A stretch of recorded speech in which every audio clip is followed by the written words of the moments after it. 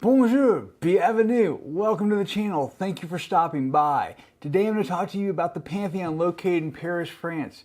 Give you a tour and let you know, is it worth it or is it a waste of your time? Let's get into it.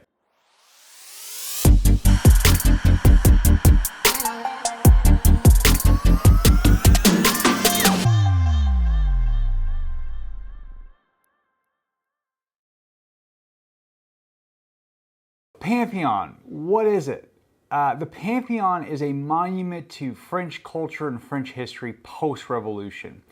The building itself is pretty interesting because it was once a church, then it became a monument effectively to the French culture, French Revolution. But in doing that, the French had to struggle with their relationship between religious and secularism.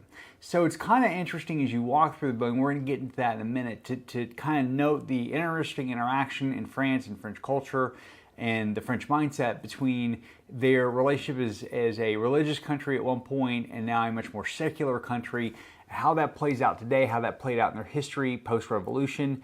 And so we'll talk about that. But the first thing I'd like to talk about is the panorama. Tip number one, I thought the panorama was really cool. And I'm going to start showing you guys some videos of the panorama. The cool thing about the panorama is you get a 360-degree view of Paris. It was an awesome opportunity to take selfies. I think I was definitely snapping a lot of selfies. I think there were a lot of people there snapping a lot of selfies.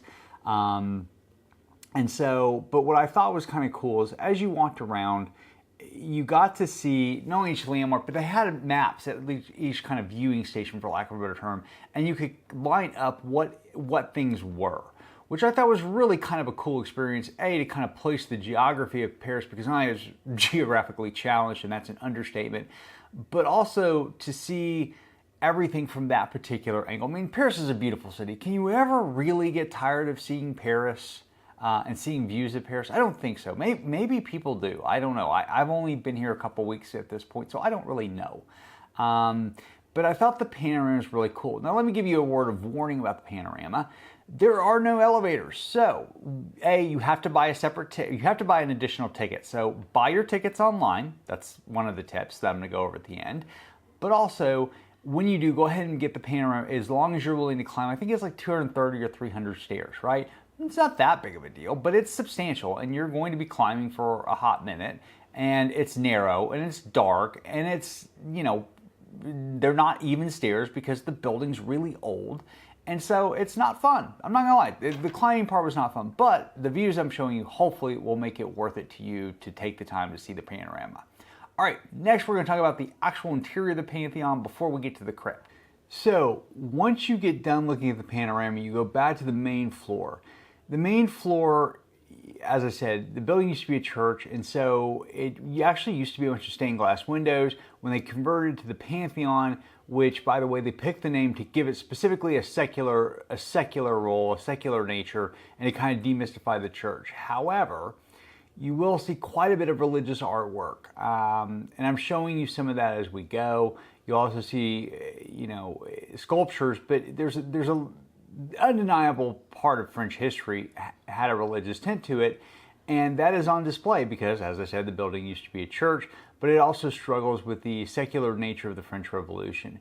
And so there's an attempt in the art to balance that, right, and to acknowledge France's religious past, but also acknowledge its secular present and future, and to pay homage to the heroes of the Revolution, right, who also were probably Christian. Even if they believed in freedom of religion, they were probably Christian.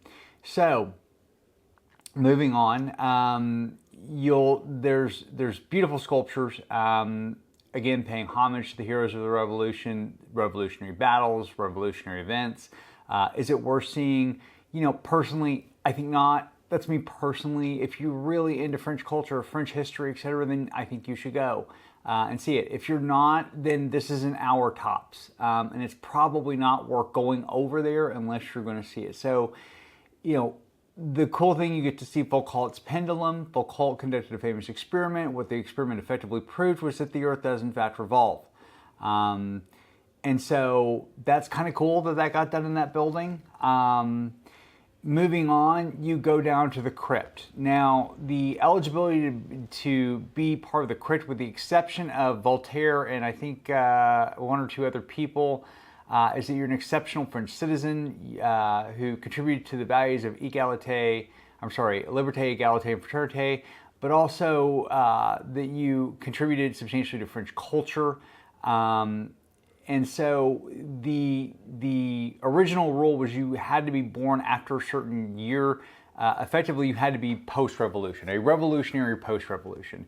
I think, you know, that with the exception of certain people like Voltaire. So I'm walking you through the Crypt. Is it worth seeing? You know, again, I don't really know. It's not particularly special to me. So I personally would not go back. So let's get to some insider tips. Insider tip number 1, buy your ticket online. You can buy it online, you save time, you get to basically walk up. There's still going to be potentially a line, but it won't be a very long line.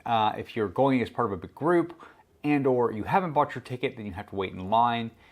It's not worth it. Number 2, I like the audio guide. I thought the audio guide was really useful. Particularly because if not, you're just staring at a bunch of artwork on a wall. You have no idea what it is. Number 3, what makes the trip is the Pantheon. So if you're the Panorama. So if you're gonna do it, spend the extra $3 or $4 or whatever it is and get the ticket for the Panorama. Overall, this would probably go on my skip list. I just don't think it's worth the trip unless you're going to go to other things in the area. So my review of the Pantheon, don't do it. Save your time, save your money. Thank you for watching. If you like this content, please hit the like and subscribe button to see more videos like this one. I'm also doing a series on solo traveling and what the advantages and disadvantages of it. So please take the time to like, subscribe, so that we can keep in contact. Join my journey, add some comments. I would love to hear from you. Thank you so much.